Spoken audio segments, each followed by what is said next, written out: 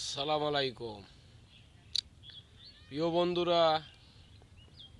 মেলা দিন পর আমি একটু ভয়েসে আসলাম, তাই বিলোতে আলছি। এইটা আমাদের ঘর, পুকুরের ঘর, পুকুরের থাকা। তাই আপনার মাঝে একটা ভিডিও আমি করব বলে পরিশ্রম করে বিলোতে আলছি। আপনাকে ভিডিওটা দেখাচ্ছি, আপনারা ভিডিওটা দেখেন।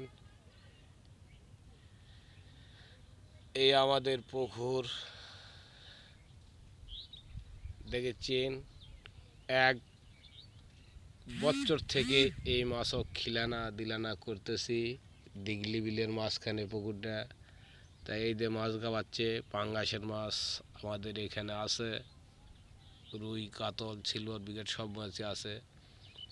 তাই মোটামুটি শীত পুরা খাওয়া দাওয়া হয়নি, মাছ খুব ধীরে গাওয়াচ্ছে।